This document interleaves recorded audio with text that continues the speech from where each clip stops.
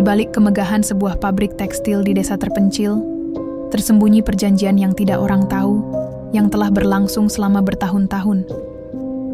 Seorang gadis baru bernama Ningsih dan teman sekamarnya yang misterius, Sukma, harus menghadapi kenyataan mengerikan bahwa pabrik tempat mereka bekerja bukan hanya tempat mencari nafkah, tapi tempat memberi tumbal. Ini bukan sekadar cerita horor. Ini adalah kisah tentang kutukan turun-temurun, perjanjian jiwa, dan keberanian menghadapi kekuatan tidak kasat mata yang tak bisa dijelaskan logika. Siap-siap untuk masuk ke dalam dunia penuh misteri, bisikan gaib, dan rahasia yang menelan jiwa-jiwa tak berdosa.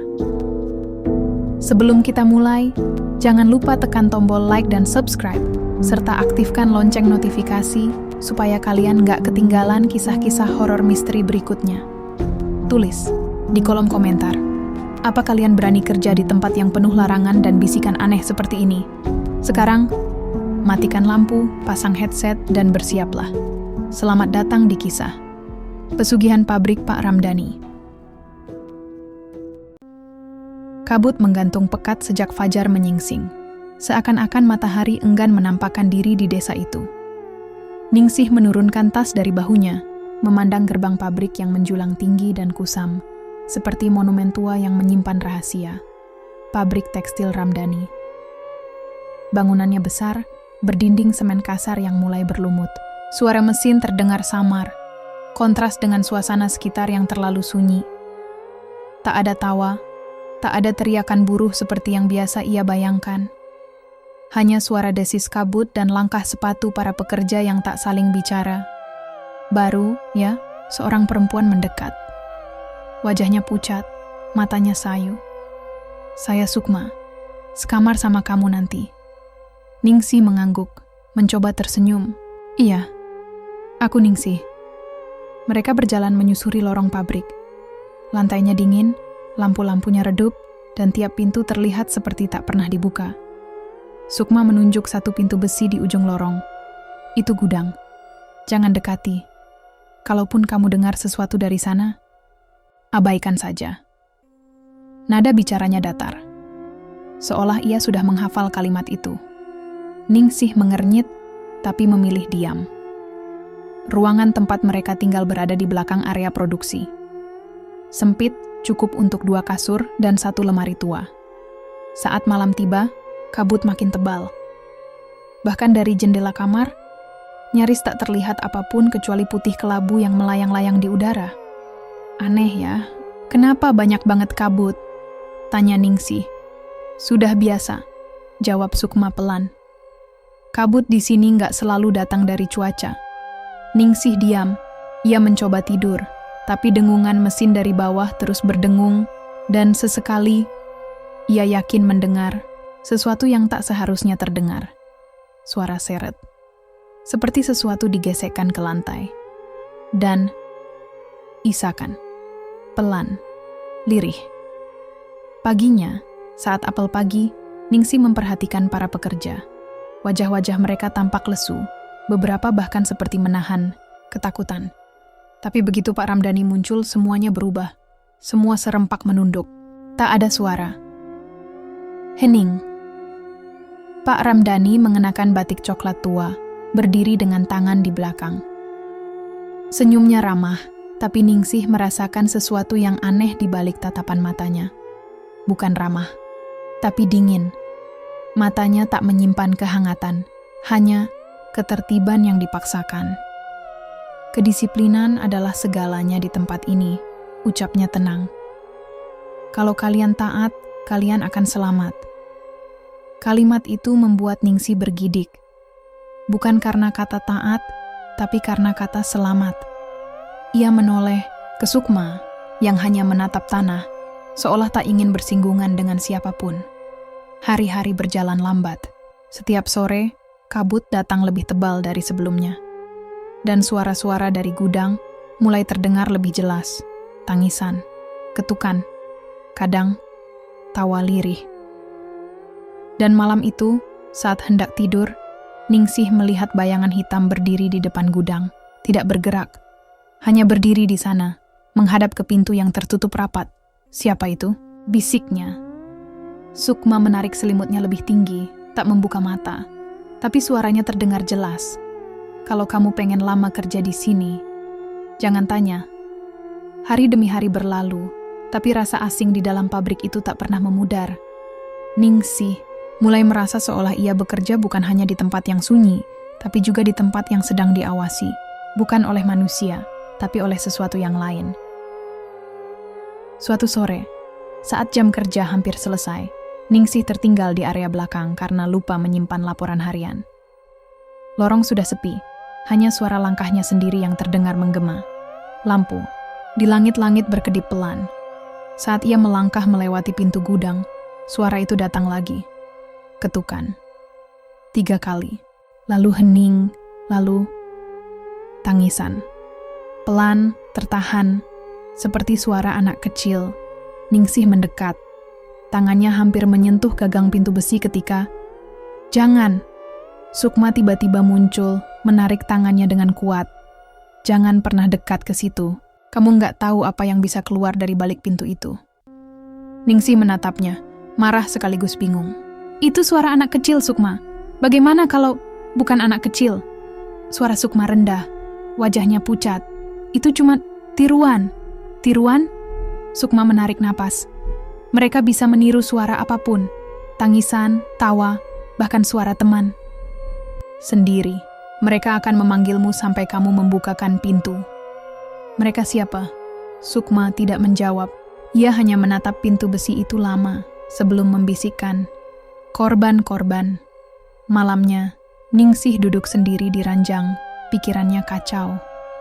Ia mencoba bertanya pada pekerja lain, tapi setiap kali menyebut kata gudang, mereka hanya menunduk, pura-pura tak dengar. Seolah ada perjanjian tak tertulis yang harus ditaati semua orang. Ketika ia menyinggung tentang suara-suara itu, seorang wanita tua yang bekerja di bagian penyortiran kain mendekat, dan dengan suara sangat pelan berkata, yang bicara dari balik pintu itu, bukan manusia lagi. Lalu ia pergi, meninggalkan Ningsih dengan berjuta pertanyaan. Malam berikutnya, Ningsih sengaja tidak tidur. Ia duduk di ranjang, menghadap jendela kamar yang berembun. Jam menunjukkan lewat tengah malam. Kabut menebal. Lampu di lorong padam, sesaat dan saat menyala kembali, ia melihatnya. Bayangan hitam, berdiri diam di depan gudang, lagi. Tapi kali ini bayangan itu tidak sendiri. Ada sesuatu berdiri di baliknya. Lebih tinggi, lebih gelap, dan matanya menyala merah samar, seperti bara api yang ditutupi abu. Ningsih menahan napas. Tak bisa bersuara. Sampai tiba-tiba terdengar suara. "Ningsih." Bisikan itu langsung menghantam batok kepalanya. Suara perempuan. Mirip suara ibunya. Halus. Tapi berasal dari arah gudang. Ia ingin bangkit. Ingin membuka pintu. Jangan. Sukma kembali. Tapi kali ini wajahnya ketakutan. Benar-benar ketakutan. Kalau kamu buka, kamu nggak akan pernah kembali. Mereka akan ambil suaramu, tubuhmu, dan kita nggak akan tahu kamu yang mana lagi. Dan untuk pertama kalinya, Ningsih percaya bahwa apapun yang bersembunyi di dalam gudang itu bukan hanya berbahaya, tapi jahat. Jahat dan lapar. Pagi itu pabrik seperti biasa, sunyi, teratur, tanpa senyum. Tapi satu hal berbeda. Meja kerja Lestari, salah satu pekerja bagian pengepakan, kosong. Tak ada jejak, tak ada kabar, hanya keheningan. Ningsih mendekati salah satu pekerja senior, Bu Sarti, dan bertanya, "Lestari kemana ya, Bu?" Bu Sarti hanya menunduk lalu berbisik, "Orang hilang di sini bukan hal aneh, tapi kita semua pura-pura nggak lihat." Ningsih menahan napas. Kenapa? Kenapa diam saja? Karena yang bicara bisa jadi korban berikutnya. Pagi itu, suasana pabrik terasa berbeda. Mesin-mesin berjalan lebih cepat, produksi naik drastis, dan entah bagaimana, banyak karyawan dapat bonus mendadak. Pak Ramdhani tersenyum lebih lebar dari biasanya. Ia berdiri di tengah pabrik, mengumumkan keberkahan yang tiba-tiba datang. "Kita mendapat kontrak besar dari luar negeri. Pabrik ini akan makin makmur. Berkah doa kalian semua." tepuk tangan terdengar pelan, tapi tidak dari hati. Para pekerja bertepuk tangan seperti dipaksa, seperti anak-anak kecil yang menahan tangis saat diminta tersenyum di depan kamera. Ningsih tidak ikut tepuk tangan. Pikirannya masih pada Lestari. Dan pada malam-malam sebelumnya. Suara dari balik gudang. Bayangan. Bisikan. Dan kini, Lestari hilang. Malamnya, ia nekat menyelidiki lorong belakang. Lampu lorong redup dan bergetar. Udara lebih dingin dari biasanya. Di depan gudang, ia berhenti. Ada bercak merah di lantai. Tidak banyak, tapi cukup untuk membuat jantungnya berdetak kencang. Ia menelusurinya. Bercak itu seperti bekas seretan, mengarah ke pintu besi, dan menghilang tepat di depan ambang pintu itu, seolah seseorang atau sesuatu menarik tubuh ke dalamnya. Tak ada kunci, tapi pintunya jelas terkunci dari dalam. Keesokan harinya, Ningsih mulai mencari tahu siapa sebenarnya Pak Ramdhani. Ia pergi ke warung kecil di ujung desa, tempat ibu-ibu biasa berkumpul. Dengan hati-hati, ia memulai percakapan. Pak Ramdhani sudah lama ya punya pabrik? Seorang ibu, Paruhbaya menatapnya, ragu. Dulu dia bukan siapa-siapa, jualan kain keliling. Tapi sejak 7 tahun lalu, hidupnya berubah drastis. 7 tahun? Ya, setelah istrinya meninggal mendadak, dia tiba-tiba punya uang untuk beli tanah, bangun pabrik, bahkan bayar puluhan pekerja. Ningsih menelan ludah. Istrinya meninggal kenapa? Hilang. Katanya diculik, tapi mayatnya nggak pernah ditemukan. Cerita itu seperti kepingan pertama dari teka-teki mengerikan yang mulai tersusun di kepala Ningsih. Pabrik makmur, orang-orang hilang, darah di depan gudang, dan pria yang dulu miskin, kini berdiri di atas kekayaan yang tampaknya ditukar dengan sesuatu yang jauh lebih kelam dari sekadar kerja keras. Malam itu, saat mencoba tidur, Ningsih kembali mendengar suara, tapi bukan suara tangisan, bukan pula ketukan. Kali ini, suara dari balik gudang terdengar seperti tawa. Tawa kecil, serak, seolah dari tenggorokan yang sudah lama membusuk. Dan di sela-selanya, terdengar nama seseorang. Lestari, Lestari, Lestari. Hari itu Kamis sore. Langit tampak lebih muram dari biasanya, dan kabut turun lebih awal. Bahkan sebelum lonceng pulang kerja berbunyi, bayangan putih telah membungkus halaman pabrik seperti selimut mati. Para pekerja terburu-buru membereskan barang, sebagian bahkan langsung pulang tanpa pamit. Sukma tampak gelisah. Ia berulang kali melihat ke arah jendela, keluar, lalu ke jam dinding. Matanya menyiratkan ketakutan yang dalam. Ada apa? Tanya Ningsih. Sukma menoleh cepat. Besok malam Jumat Kliwon. Di tempat ini, itu berarti sesuatu. Apaan maksudmu? Sukma menarik napas panjang. Kemudian duduk, menatap Ningsih lurus-lurus, dan berkata, pabrik ini berdiri di atas perjanjian. Bukan perjanjian bisnis, tapi perjanjian darah. Ningsih tidak menjawab. Ia menunggu. Sebelum pabrik ini dibangun, tanah ini kosong. Orang-orang desa menyebutnya tanah mati. Banyak yang hilang di sini. Katanya arwah gentayangan bersemayam di bawahnya. Tapi orang-orang tua bilang, arwah itu cuman menunggu. Menunggu apa? Tumbal. Sukma menelan ludah. Pak Ramdhani tahu itu. Dia tahu tempat ini berbahaya. Tapi dia juga tahu, kalau diberi makan, makhluk-makhluk di sini bisa memberi kekayaan, kekuatan, keberuntungan. Kamu serius? 100%. Diam sejenak. Setiap malam Jumat Kliwon, satu orang harus menghilang. Tapi tidak sembarang orang. Harus orang yang terpilih. Biasanya orang baru. Atau orang yang penasaran seperti kamu. Ningsih merasakan bulu kuduknya berdiri. Kenapa orang-orang nggak melawan? Karena mereka tahu, kalau ritual itu gagal sekali saja, makhluk-makhluk itu akan keluar. Bukan cuma pabrik yang hancur, tapi desa ini juga akan jadi ladang darah. Ningsih memalingkan wajah. Semua bagian tubuhnya menolak percaya, tapi akalnya tahu ini masuk akal. Semua keanehan, semua ketakutan yang tersembunyi, semua larangan yang tidak pernah dijelaskan. Ia mengingat wajah Pak Ramdhani pagi itu. Senyumnya ramah tapi kosong, seperti topeng.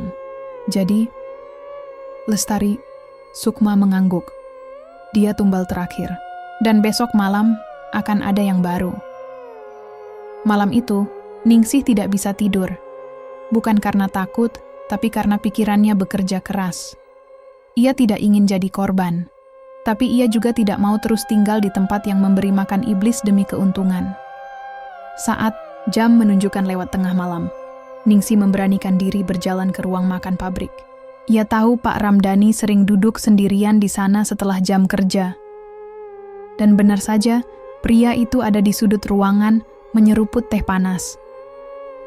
"Boleh bicara, Pak?" tanya Ningsih, duduk tanpa diundang. Pak Ramdhani menoleh. Wajahnya seperti biasa, ramah dan mainan datar. "Silakan. Kenapa tidak hentikan ini semua?" Ia tak memutar kata. Pak Ramdhani menatapnya beberapa saat, kemudian berkata, "Kamu sudah tahu ya?" Ningsih mengangguk. "Saya tahu ini semua bukan cuma soal bisnis. Ini soal darah, jiwa, harga yang terus dibayar." Pak Ramdhani tidak menyangkal. Ia hanya tersenyum tipis. Semua orang ingin sukses, Ningsih, tapi tidak semua orang siap bayar harga. Termasuk mengorbankan nyawa. Pak Ramdhani memutar cangkirnya perlahan. "Saya tidak membunuh, saya hanya menjaga perjanjian tetap berjalan, dan sebagai gantinya ratusan orang bisa bekerja. Desa ini tidak mati." Ningsih berdiri, matanya berkaca. "Dengan cara seperti ini, Pak." Pak Ramdhani menatap lurus. "Kalau kamu ingin pergi, pergilah sebelum malam Jumat. Tapi kalau kamu masih di sini, itu artinya kamu siap jadi bagian dari perjanjian." Dan pada malam Jumat Kliwon itu, Ningsih tahu, ia tidak akan pergi. Ia akan melawan. Dengan Sukma di sisinya dan kebenaran di tangannya, mereka akan mencoba memutus perjanjian berdarah yang sudah berjalan bertahun-tahun. Walau itu berarti menantang makhluk yang tidak mengenal ampun. Udara malam Jumat Kliwon membawa rasa dingin yang menusuk ke dalam tulang. Kabut menggumpal lebih tebal dari biasanya, seperti awan yang jatuh ke bumi dan enggan pergi. Suasana pabrik hening, semua lampu dipadamkan lebih awal. Tak ada aktivitas, hanya bisikan samar angin di antara sela mesin-mesin mati. Ningsih dan Sukma berdua berdiri di depan pintu gudang yang selama ini dilarang disentuh. Mereka sudah menyiapkan diri, senter kecil, kain kafan bekas dari kamar jenazah klinik desa yang dicuri Sukma, dan air garam yang dibacakan doa. Semua itu Sukma pelajari dari kitab tua milik kakeknya, yang dulu dikenal sebagai dukun putih. "Aku akan buka kuncinya," bisik Sukma. "Tapi kamu harus siap. Kita cuma punya beberapa menit sebelum mereka sadar." "Siapa mereka?" tanya. Ningsih pelan. Sukma menatapnya. "Bukan manusia." Dengan tangan gemetar, Sukma mengeluarkan kunci besi tua, hasil curian diam-diam dari ruang Pak Ramdhani, dan memutar pelan. Bunyi klik terdengar. Pintu itu terbuka, berderit panjang, seolah enggan dibuka setelah bertahun-tahun menyimpan rahasia kelam. Bau amis dan busuk langsung menyergap. Lebih dari sekadar bau bangkai, ini bau kematian yang membatu. Di dalam gudang, tak ada kain, tak ada peralatan. Hanya ruang gelap dan lembab yang dipenuhi simbol aneh di dinding. Di tengah ruangan, ada altar dari batu hitam. Di atasnya, sisa sesajen, darah kering, dan sebuah buku tua yang tampak seolah dijilid dengan kulit manusia. Tulisan di sampulnya tidak mereka pahami, tapi Sukma tampak mengenali pola ukiran. "Ini kitab pesugihan," katanya. Buku ini menuliskan semua syarat, ritual, dan konsekuensinya. Ningsih membuka lembar pertama. Di dalamnya ada gambar sosok bertanduk, duduk di atas tumpukan kepala manusia, dan teks berbahasa Jawa kuno. Sukma membaca pelan. "Barang siapa membuat perjanjian, maka setiap 7 purnama, 1 jiwa harus diserahkan. Jika tidak, penjaga perjanjian akan mengambil yang tak bersalah. dan darah akan menggenang di tanah tempat ia pertama dipanggil. Mereka saling pandang. Lestari, istri Pak Ramdhani, semua orang yang hilang. Pak Ramdhani bukan korban, desis Ningsih. Dia pelayan iblis itu. Sukma mengangguk. Dan altar ini pusatnya. Kalau kita bisa menghancurkan buku dan altar ini sebelum purnama penuh malam ini, ikatan perjanjiannya bisa putus. Tapi saat itu juga udara di gudang berubah. Dingin berganti panas. Senter mereka mati seketika. Dan dari sudut ruangan, suara langkah terdengar. Bukan satu, bukan dua, tapi banyak. Lari, teriak Sukma. Tapi pintu gudang menutup sendiri dengan dentuman keras. Dari kegelapan, muncul sosok-sosok mengerikan.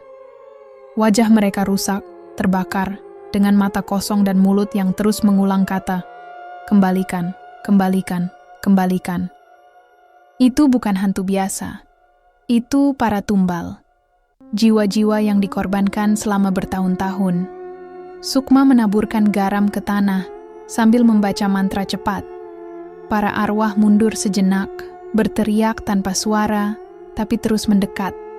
Ningsih dengan tangan gemetar meraih buku kutukan, menyobek halaman pertama, dan melemparkannya ke altar. Api menyala tiba-tiba, tapi bukan dari korek api. Api itu muncul dari buku sendiri, merambat ke altar, lalu ke dinding. Gudang mulai terbakar, tapi bukan dengan api biasa. Ini api gaib, hijau keemasan, membakar tidak hanya benda, tapi suara, bisikan, dan kehadiran. Mengerikan.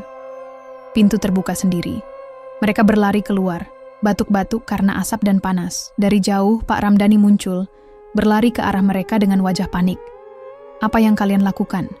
Kalian menghancurkan semuanya." Ningsih menatapnya. "Justru itu yang kami mau." Dari balik Pak Ramdhani, sosok tinggi besar muncul, gelap, bertanduk, matanya seperti bara.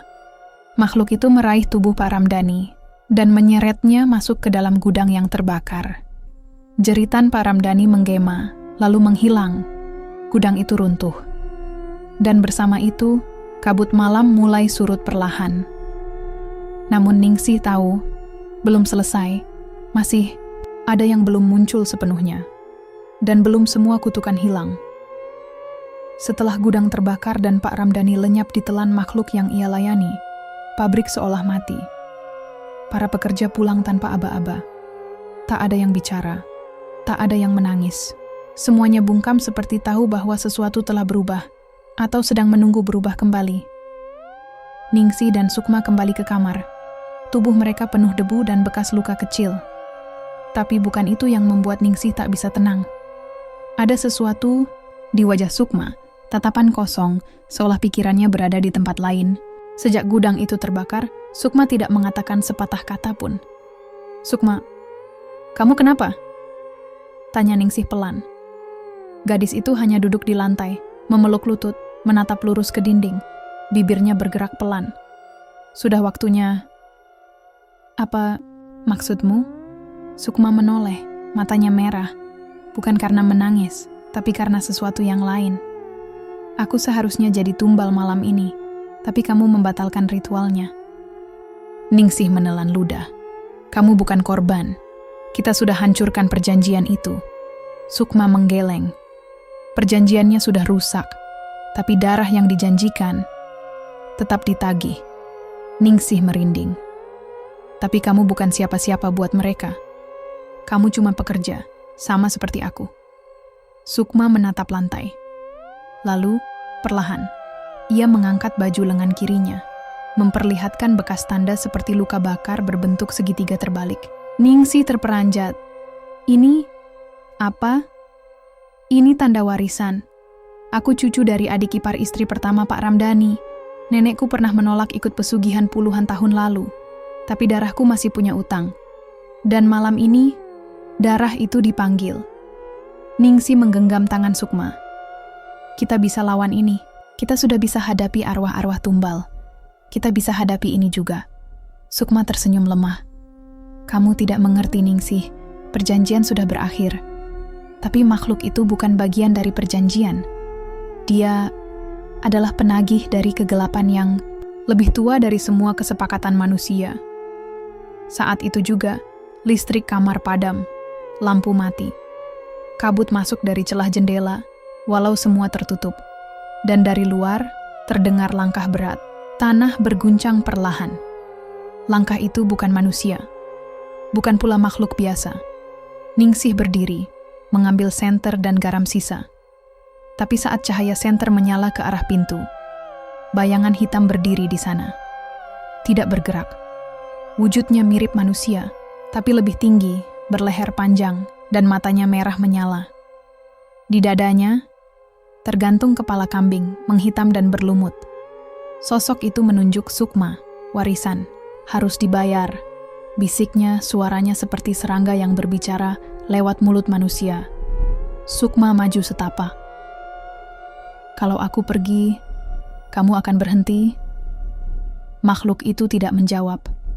Tapi, lantai di bawahnya berdenyut seperti nadi raksasa, seolah bumi sendiri mengizinkan dia untuk mengambil. Ningsih menjerit, "Jangan, Sukma. Ada cara lain." Sukma tersenyum. "Kalau kamu benar-benar ingin bantu, cari leluhurku. Mereka yang dulu melawan pesugihan. Masih ada satu kitab lagi. Satu cara terakhir. Tapi aku sudah ditandai sejak lahir." Dan sebelum Ningsih bisa menariknya, Sukma melangkah ke arah makhluk itu. Makhluk itu membuka lengannya, seperti menyambut anak pulang ke rumah. Lalu tubuh Sukma diselimuti kabut, pelan-pelan hilang dari pandangan. Sebelum lenyap sepenuhnya, Sukma sempat berbisik, "Jangan biarkan ini terulang lagi." Lalu ia menghilang, dan pabrik kembali sunyi. Tapi Ningsih tahu, ini belum akhir. Ini awal dari utang generasi yang belum lunas. Sejak kepergian Sukma, pabrik ditutup. Tak ada lagi aktivitas. Gerbang dikunci, para pekerja dipulangkan permanen, dan pihak desa pura-pura tidak tahu apa-apa. Tapi Ningsih belum pergi. Ia tinggal di kamar kosong itu seminggu lebih, makan dari sisa logistik gudang, tidur dengan lampu menyala sepanjang malam. Ia tak menunggu keajaiban. Ia menunggu petunjuk, dan akhirnya datang. Dalam mimpi, Sukma menampakkan diri. Wajahnya tenang, tapi tubuhnya diselimuti kabut dan luka. Ia mengulurkan tangan, menunjuk ke arah utara desa. Di balik makam keluarga, ada lorong tanah tua. Kitab itu di sana. Ningsih terbangun dengan keringat dingin, tapi matanya tajam. Ia tahu apa yang harus dilakukan. Pagi itu, ia menuju makam tua di pinggir hutan, tempat para pendiri desa dikuburkan. Salah satu makam bertuliskan nama Rasmadi, leluhur dari garis keluarga istri Pak Ramdhani.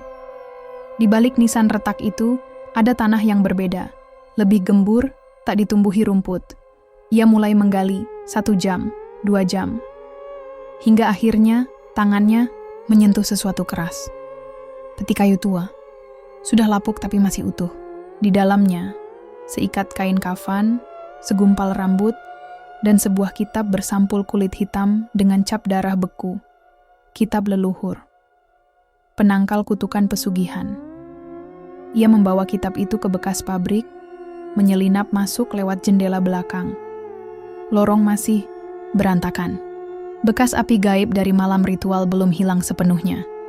Tapi altar batu, meski hangus, masih berdiri. Ia membuka kitab. Di dalamnya, tertulis doa pemutus warisan kutukan, tapi dengan syarat berat. Roh semua korban harus dipanggil. Kembali, termasuk Sukma. Dan arwah-arwah itu tak akan datang tanpa melawan. Ningsih menyiapkan tempat, lilin, cermin, dan lingkaran garam seperti petunjuk di kitab. Saat tengah malam, ia duduk di tengah lingkaran, membaca mantra dalam bahasa kuno yang terbata-bata. Udara langsung membeku, lilin padam sendiri, cermin bergetar, dan satu persatu mereka muncul, arwah-arwah para tumbal, Lestari, para pekerja lain, seorang anak kecil, istri Pak Ramdhani, wajah-wajah kehilangan dan kemarahan.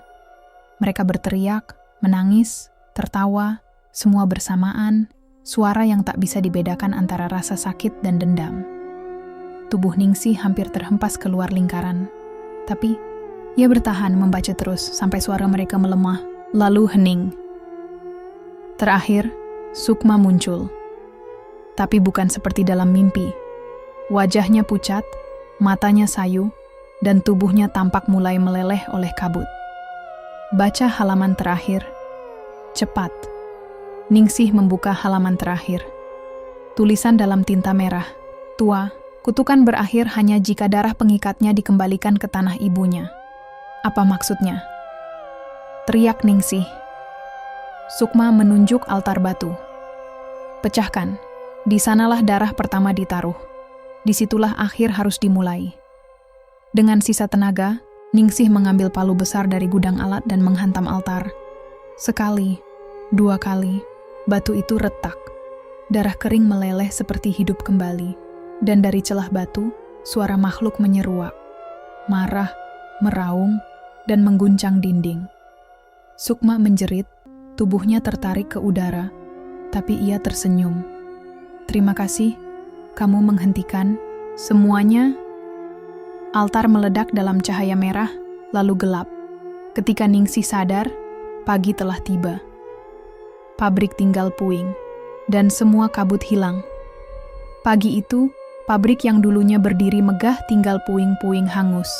Batu-batu fondasinya menghitam, atapnya rubuh, dan di tengah bekas altar yang hancur, terdapat lubang menganga, seolah tanah sendiri menelan sesuatu dari dasar neraka. Api memang tidak terlihat menyala, tapi udara di sekitar lokasi masih berbau, arang dan besi terbakar. Penduduk desa berdatangan, diam, menatap reruntuhan. Tak satu pun dari mereka bertanya apa yang terjadi. Mungkin mereka sudah tahu sejak lama, hanya memilih untuk tidak bicara. Atau mungkin mereka tahu pabrik itu tidak seharusnya ada sejak awal. Ningsih berdiri sendirian di antara abu, membawa ransel berisi kitab tua yang kini tinggal abu gosong. Ia lelah, tapi matanya tajam. Tidak ada tangis, tidak ada rasa lega.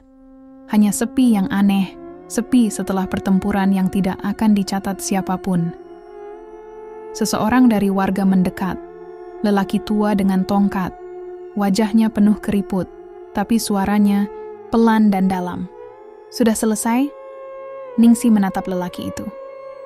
Belum, tapi sudah cukup untuk menghentikan siklusnya. Lelaki itu mengangguk, lalu menunjuk reruntuhan. Tempat ini akan hilang dari peta. Tak ada yang akan mengaku pernah bekerja di sini. Tak ada yang akan mengingat nama Ramdhani. Lalu Sukma? Tanya Ningsih, suaranya nyaris tak terdengar. Apa tak ada yang akan mengingat dia juga? Lelaki itu menatapnya lama. Satu-satunya yang bisa mengingat Sukma, hanya kamu. Karena dia tidak mati karena kesalahan, tapi karena pilihan. Dan pilihan itulah yang menyelamatkan desa ini. Hari berlalu. Reruntuhan dibersihkan sedikit demi sedikit. Kabut tak pernah kembali. Langit di atas desa menjadi cerah, burung-burung kembali terdengar. Tapi setiap malam Jumat Kliwon, Ningsih tetap terjaga. Duduk di beranda rumah kontrakan barunya, memandangi langit malam. Kadang, di antara bisikan angin, ia mendengar suara lembut yang pernah sangat ia kenal. Jangan biarkan ini terulang lagi. Dan ia akan menjawab dalam hati, aku janji, pabrik itu kini tinggal puing. Tapi bisikan dari balik kabut mungkin masih terdengar oleh mereka yang berani mendekat terlalu jauh. Ningsih selamat, tapi bayang-bayang Sukma akan terus menemaninya. Dan ingat, tidak semua kutukan berakhir dengan api. Beberapa hanya tertidur, menunggu perjanjian baru. Kalau kalian suka cerita ini, jangan lupa like, share, dan subscribe untuk cerita horor misteri lainnya yang lebih kelam dan mengejutkan. Kalian bisa tulis di komentar adegan mana yang paling bikin merinding, dan kalau kalian ada ide cerita seram lainnya, langsung saja tulis. Siapa tahu akan diangkat jadi episode berikutnya. Sampai jumpa di cerita selanjutnya. Dan hati-hati, jangan percaya tempat kerja yang terlalu tenang, karena bisa jadi itu tenang bukan karena damai, tapi karena semua sudah disembunyikan.